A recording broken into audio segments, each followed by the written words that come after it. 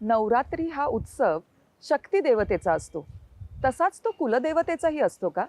आणि जर असेल तर तो कसा संपन्न होतो? म्हणजे ज्योतिबा डोंगरावरती नवरात्र ही कशी साजरी होते?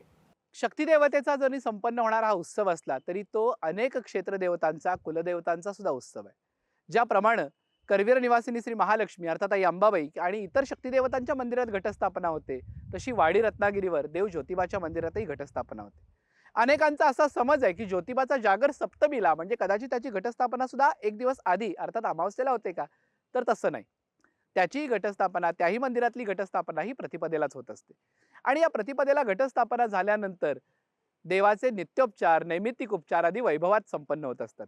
देवाची आरती मंदिर प्राकारातल्या देवांसह यमाईच्या दर्शनाला जात असते आणि त्या वेळेला ती आरती दर्शनाला जात असताना सगळ्या लवाजम्याच्या या स्वागताची तयारी संपूर्ण गावामध्ये आपल्याला केलेली पाहायला मिळते.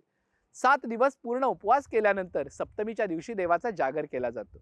हे 7ही दिवस जशी करवीर निवासिनीची वेगवेगळ्या रूपात अलंकार पूजा होत असते, तशी देवाची कमळ पूजा केली जाते. आता ही कमळ पूजा म्हणजे काय? तर ज्या वेळेला देवाचं नवरात्र पहिल्यांदा कमळभैरवानं सुरू केलं, त्यावेळेला तो कपिलाश्रमातून सुवर्ण कमळ आणून देवाची अलंकार पूजा करत असे.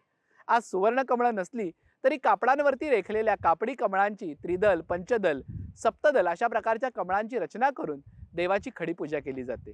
आणि याचबरोबर सप्तमीला देवाचा जागर होतो.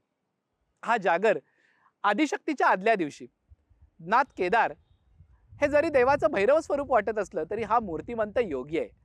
जगाचा सांभाळ करणारा हा राजा मूलतः योगी आहे. आणि योगी ज्याप्रमाणे षटचक्र साधना करतो, तशा 6 चक्रांची जागृती झाल्यानंतर षटचक्रांची जागृती झाल्यानंतरचा हा उन्मनी अवस्थेचा दिवस म्हणजे हा जागराचा दिवस.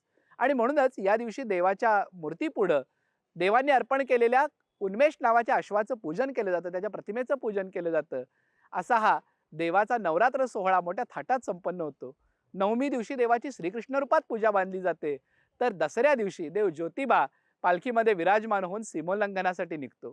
मंदिराच्या दक्षिण द्वारातून बाहेर पडून विजयद्वारापर्यंत जाऊन देवाचं सीमोल्लंघन होतं. आणि ज्याप्रमाणे कोल्हापुरामध्ये शाही दसरा संपन्न होतो, तसाच वाडी रत्नागिरीवरती या दख्खनच्या राजाचा दसरा सोहळाही मोठ्या थाटात आणि आनंदात संपन्न होत असतो. एकूणच ज्याप्रमाणे 9 दिवस जगदंबेच्या दर्शनाला भक्तगण गर्दी करतात, तशीच गर्दी या वाडी रत्नागिरीवरती देव केदाराच्या दर्शनासाठी असते. सहप्रायोजक रेलिव्हेक्स ऑइंटमेंट आणि महेंद्र ज्वेलर्स, राजारामपुरी, कोल्हापूर.